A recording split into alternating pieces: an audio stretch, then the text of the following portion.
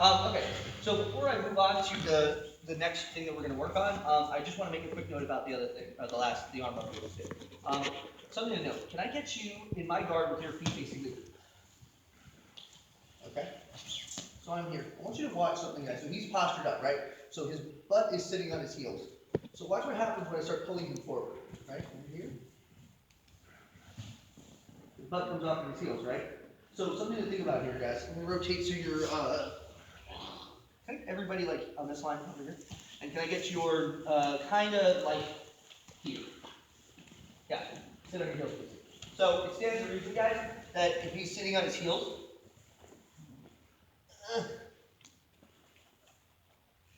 how am I getting in there? Look at that. Right, no space. Raise your hands. Raise your hands. But as I pull him forward, there's my space, right? So what I want you guys to think about, and I think a really important mechanism to kind of identify here is that, like, I am pulling with this arm, like I'm going to say underhook this leg as high on your shoulder as possible, probably like 8,000 times during the semester. Maybe we'll take the videos, we'll do a super cut. How many times I just say underhook this leg, get it high up. I'm pulling myself kind of under this person's base. So we stay, let's rotate this way. We're in the guard.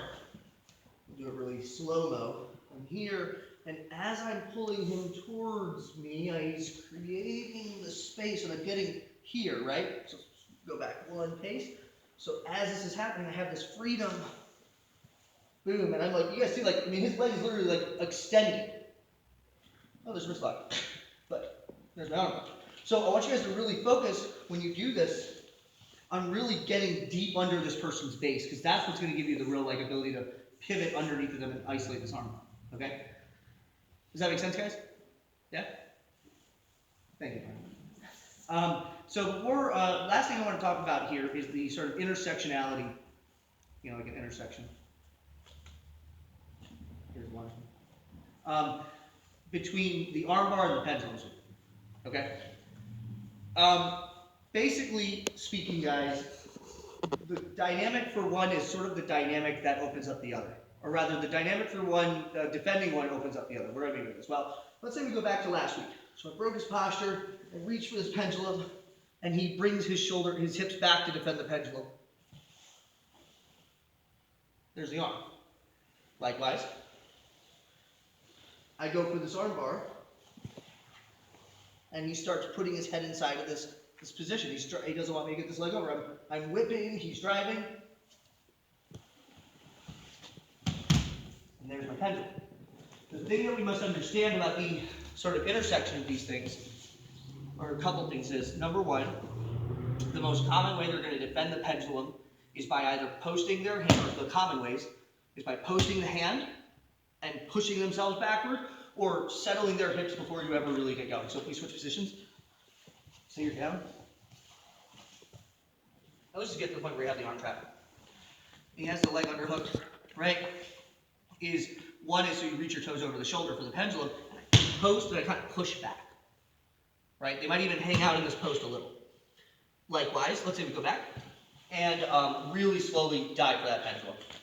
He pulls me in, he's going for the pendulum, and before it really sinks, as he opens his guard, it's like I settle. And this is probably what you guys have experienced a lot. Like this, I feel like is the most common way to get stopped, because it's like they kind of catch you before it really gets going. Okay, the thing to understand here, guys, is all Don needs to do to make this work, get to the armbar, is that same, freeze right here, please, is that same sort of circular whipping mechanism. So he's not reaching over his shoulder anymore, he's whipping that leg out. And remember what we're talking about, as he whips this leg hard, so I want you to just whip this leg hard, and this one hits my armpit, as we've been demonstrating. It hits my armpit, right? So if he has me trapped, right, he went for the pendulum, I settled my weight, now he does that big circular whip, boom, and there's that arm, and it's his. Does that make sense, guys? So he's transitioning from, let's do that really slow-mo, that whole situation. He pulls me in, he's reaching he gets it, he's reaching his toes over his shoulder, generating all this momentum. I freeze, he whips. Boom, there it is. You see what I'm saying, guys? So if the reach over the shoulder gets stifled, it's this circular whip that's going to finish the, get us to the armbar. likewise. But let me make the note here is that remember, we're not freezing, we're keeping that momentum alive.